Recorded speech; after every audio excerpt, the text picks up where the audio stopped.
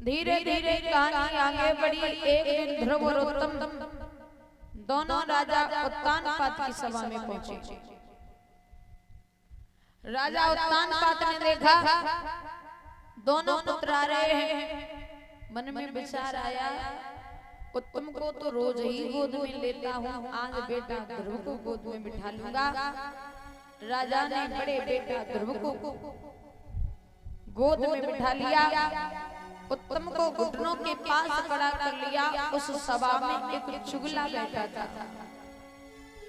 ध्यान रखना दादा, चुगला चूक तू है नहीं, गाय कहो चैन रोए और घर घर फूट करा दे करे एक एक।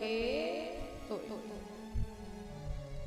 वो चुगला भागा, ऋषि के पास पहुंचा, बोले यहीं रहना, बहुत ज्यादा दूर नहीं है। जब राजा उत्तानपाद ध्रुव को अयोध्या का राजपाट दे देंगे भैया। जब ये बात ऋषि ने सुनी, देर नहीं करी, तुरंत भागी। देखा तो ध्रुव सच में गोद में बैठा है। हाथ पकड़ के जमीन में धक्का दिया, बोले अरे नीच, राजा की गोद में बैठने का इतना ही शौक था तो तू भगवान का भजन करता। जो भगवान तुझे मेरा पुत्र बना के भेजते तो तू भगवान की गोद में बैठने योग्य था। अब भैया बेटा बड़ा परेशान, मैया सुनीति के पास पहुंचा। माँ बोली क्या बात है? तो बेटा कहता है सुनो माँ, आज मौसी ने मुझे बहुत गालियां दी। मेरी माँ तो बचन जग के कलेजे छोले हैं और मौसी को कुछ दुखनाए पिता ने मुख से बोले हैं। कष्ट ये है कि मौसी मारती रही, गालियां देती रही, पिताजी के मुख से कुछ नहीं निकला। माँ कहती अरे लाला, इस पिता की गोद में तो हर बच्चा बैठना है तो परम पिता की गोद में बैठो जो जीवन बन जाए।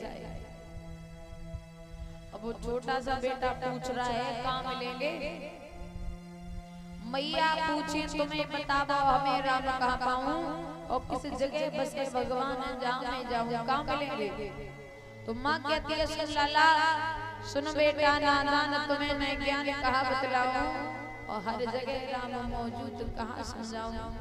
भगवान कड़ में रहते हैं, हर व्यापक सर्वत्र समाना और प्रेम से प्रकट होए मेहमाना, कड़ में भगवान है। बोले तो देर का बात की है, आप हमें आज्ञा दीजिए। माँ कहती है लाला 5 वर्ष की उम्र है, बन गए तो कोई भेड़िया खा जाएगा, जब बड़े हो जाओ तो भगवान का भजन करने जाना। वो बेटा जिद कर गया। माँ बोली सुन लाला,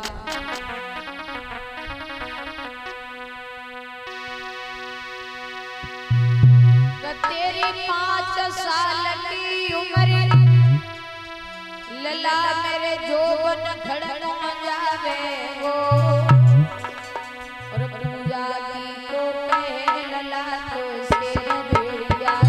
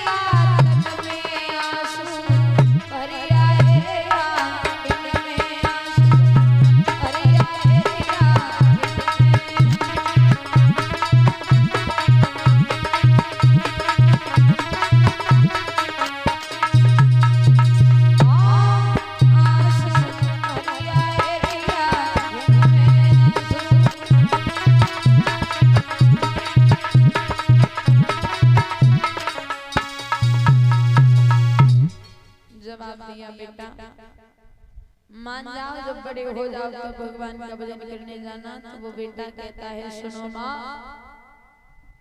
भजन करने की कोई उम्र नहीं होती। कुछ लोग ऐसा कहते हैं कि भजन बुढ़ापे पे करना चाहिए। अब आप हमें जी बताओ, बुढ़ापे पे खुद की औलाद तो सुनती नहीं है, भगवान कहाँ से सुन लेंगे? बुढ़ापा आ जाए और बच्चे को 10 आवाज लगाना तब एक बार जवाब देगा, बोलो हाँ। विद्वान कह रहे हैं कि भजन बचपन से ही करना चाहिए, क्योंकि जो भजन बचपन में किया जाता है वो भजन अमृत के समान होता है। जो भजन जवानी पर किया जाता है वो भजन दूध के समान होता है, और जो भजन बुढ़ापे पर किया जाता है वो भजन पानी के समान। क्योंकि लड़कपन खेल कर खोया, जवानी नींद पर सोया, बुढ़ापा देख के रोया। बुढ़ापे पर शरीर किसी काम का नहीं रहता तो भजन करना मजबूरी है। और उसमें भी कुछ लोग अपने ऐसे देखे मरे मरे को बैठे लेकिन घर की माया नहीं छोड़ रही। उन्हें यही दिक्कत रहती है कि हम मर गए तो घर की नैया पार कौन लगाएगा। आपने देखा होगा लेंटर के नीचे छपकली चिपकी रहती है, देखा है? किसी ने उस छपकली से पूछा कि तुम जब लेंटर को छोड़ के क्यों काहे ना जाती? तो छपकली कहती है अगर हम इस लेंटर को छोड़ के कहीं चले गए तो जो छत है जो नीचे आ जाएगी। वैसे ही कुछ लोगों को ऐसा भ्रम रहता है कि अगर हमने घर गृहस्थी छोड़ दी तो हमारी औलाद घर गृहस्थी बर्बाद कर देगी। अरे भैया, तुम्हारे बाप जब तुम्हें दे गए मालिकी तो तुम अपनी औलाद को दे दो, क्या दिक्कत है? और नियम ये कहता है पुत्र की शादी हो जाए, घर में पुत्र वधू यानी बेटे की पत्नी आ जाए तो घर गृहस्थी छोड़ देनी चाहिए, भलाई उसी में है। घर में बहू आ जाए तो ससुर को बार बार घर के अंदर जाना नहीं चाहिए। अब कलयुग है, कुछ भी हो सकता है। अब तो गर्मी पड़ रही है, हमने देखा है जब सर्दियों का मौसम होता है ना तो बहू चूल्हे पर रोटी बना रही है और ससुर डंगा बैठ के रोटी सेकवाते हैं बहू के संग संग।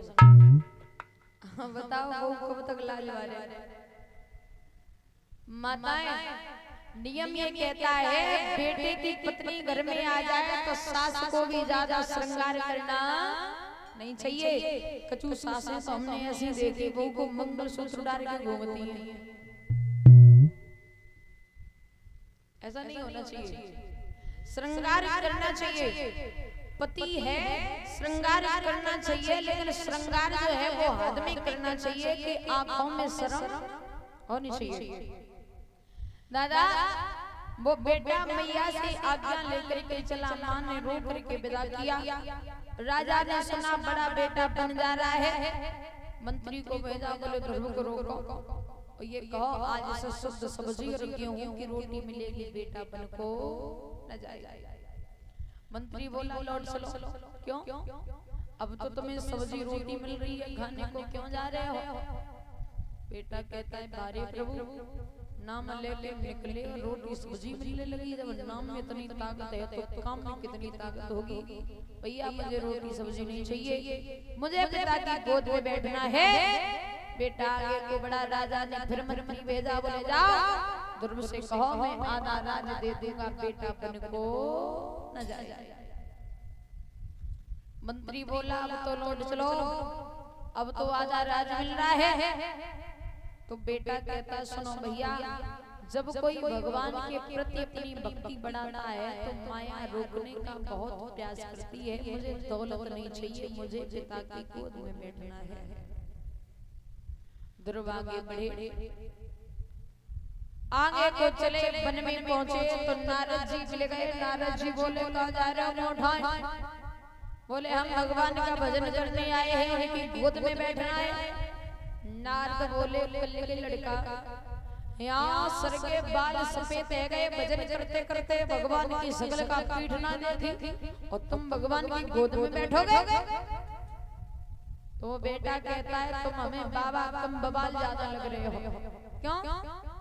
अरे आप हमारी रास्ता छोड़ दो, मुझे आगे जाने दो। नारद बोले रुक जाओ, भगवान का भजन करोगे तो कोई गुरु बनाया है। तो बेटा कहता है गुरु कौन से पेड़ पे लगते हैं? नारद बोले गुरु कंठ पकाए जो पेड़ पे लगते हैं। अरे गुरु वो द्वार है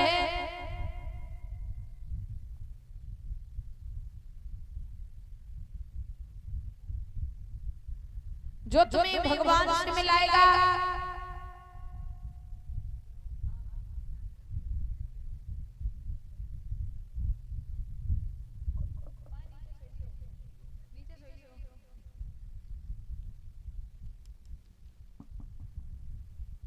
बोल करिया लाल की।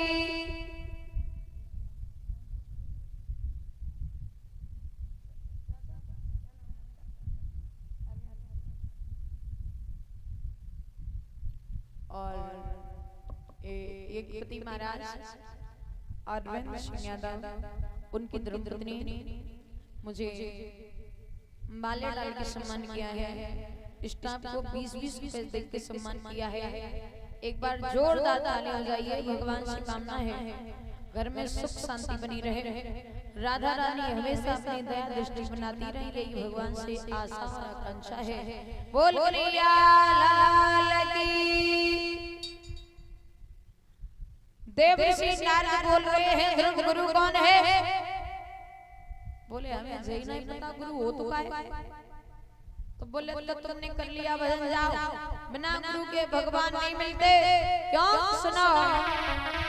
बिन गुरु भगवानी करे न कोई छे गुरु रुच संकर संग होई।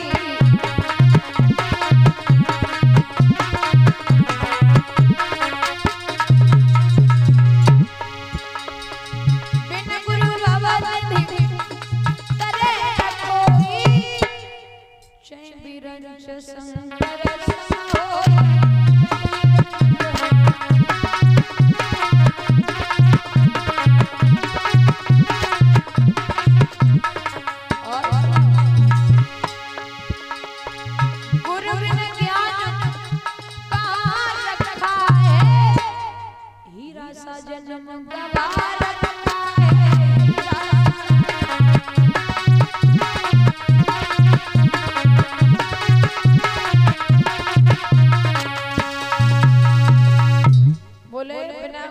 भगवान नहीं मिलते।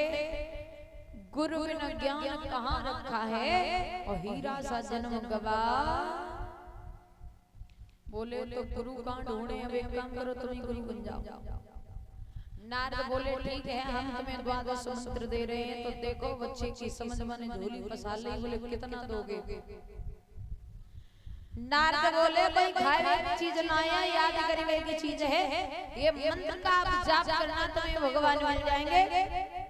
देवर्षि नारद ने ध्रुव को द्वादश मंत्र दिया। ओम नमो भगवते वास। बेटे ने मंत्र का उच्चारण किया। आगे बढ़े सरजू के तट पर तपस्या लगाई। तो बेटा जब पहली बार आसन पर बैठा 5 साल का बालक है। पहला आसन ध्रुव ने 5 दिन का लग लिया। 5 दिन बाद आंखें खोली। सामने केंद्र का फल पड़ा है। फल उठा करके जमीन में मारा। गूदा निकाल के पानी पिया। बेटा दूसरी बार आसन पर बैठा। दूसरा आसन ध्रुव ने 15 दिन का लगाया। 15 दिन बाद आंखें खुली। सामने केंद्र के पत्ते पड़े हैं। पत्ते उठा करके जमीन से मींज के पत्ती मारी। बेटा तीसरी बार आसन पर बैठा। जब चौथी बार आंखें खोली पानी भी है, पत्ते भी हैं, फल भी है, लेकिन बेटा एक पैर के अंगूठे पर खड़ा हो गया। श्वास खींचने लगा। अब तो इंद्र घबरा गया। बोले अब तो इंद्रासन गया। मुझे लग रहा है ये बच्चा इंद्र को भड़काने या इंद्रासन को पाने के लिए तप कर रहा है। तो इंद्र ने अप्सराएं भेजी। बोले जाओ तपस्या बंद करो ध्रुव की। ध्यान रखना दादा, नारी की महिमा है न्यारी। जो जहर मिला है शस्त्र में और 3 लोक के पालनहारे वे नारी के अवसराएं पहुंची। कोशिश बहुत करी, कभी सर पर चुनरियां डालती है तो कभी नाग नागिन के फुसकार मारती है। भगवान की मूर्ति ध्रुव के दिल में बसाई है, संसार से मतलब नहीं है क्या हो रहा है। बेटा ने तपस्या नहीं तोड़ी। इधर शेषनाग जैन करने लगे, देव ऋषि नारद पहुंचे। दशा क्या है? अरे जब ध्रुव ने खींची वायु सांस, तब आवाज की लोकन की। इत शेषनाग घबराई गए, दम घुटने लगी प्राणियों की।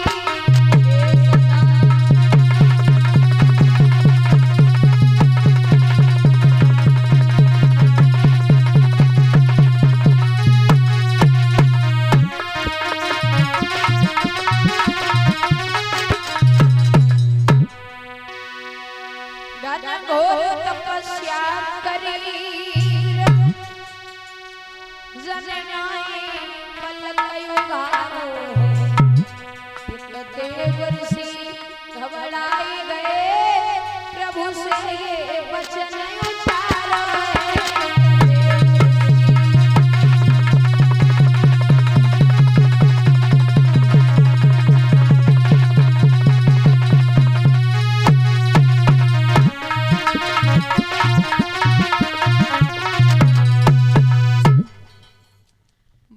कोशिश करी तपस्या नहीं टूटी। और विद्वान कहते हैं मुसीबत में शरीफों की शराफत कम नहीं होती, और करो सोने के 100 टुकड़े तो कीमत कम नहीं होती। हमारे पास में कुछ लोग अब भी ऐसे रहते हैं, नवाबी लुट गई लेकिन नजाकत कम नहीं होती, और करो सोने के 100 टुकड़े तो कीमत कम नहीं होती। हमारे माँ बाप ने बचपन से ये तासीर दी हमको, बुजुर्गों की करो इज्जत तो कीमत कम नहीं होती, करो सोने के 100 टुकड़े तो कीमत कम नहीं होती। नारद बोले का बात को देखनो, का बात को सोचनो। 5 साल को बेटा घनघोर तप कर रहा है, चल करके दर्शन दे दीजिए। भगवान वहां से चले, ध्रुव के सामने खड़े आवाज लगा रहे, बेटा आगे बोलो। भगवान सामने खड़े और भगवान की भक्ति में भक्त मगन है। भगवान सोच रहे ऐसे काम नहीं बनेगा।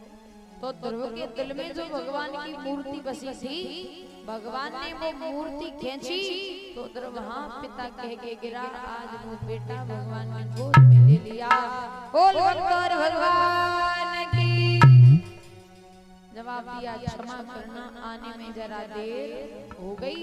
एक बात ध्यान रखना, भगवान कहते हैं कि भगत ने वो नाना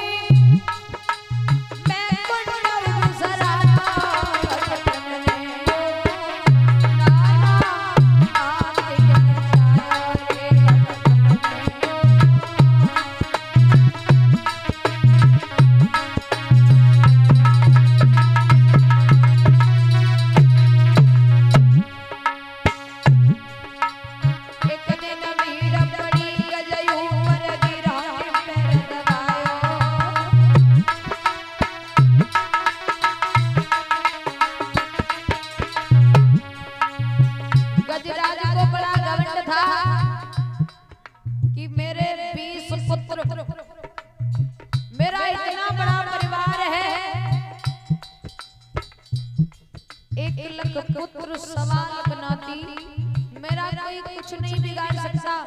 एक दिन वो हाथी घुस गया, पैर सरका तो पानी के अंदर चला गया। और जब पानी के अंदर पहुंचा तो गिराया मगरमच्छ ने पैर दबा लिया, पैर जल में खींचने लगा। हाथी का पूरा परिवार पानी के किनारे खड़ा है, वो हाथी रो रहा है हमें बचाइए, लेकिन किसी ने मदद नहीं की। इतने में ही बड़ी गजई ऊपर गिरा है पैर दबाया।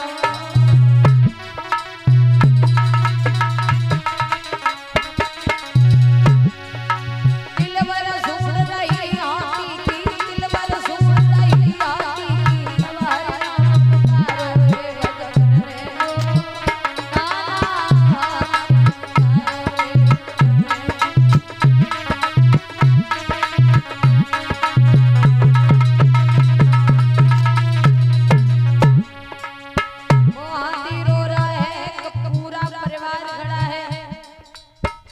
परिवार खड़ा है जिसके लिए हमने अपनी पूरी जिंदगी बर्बाद कर दी।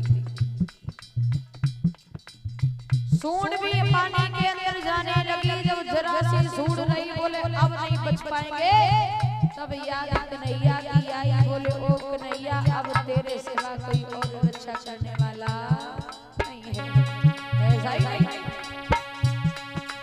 एक दिन रामा रोई कन्हैया जाके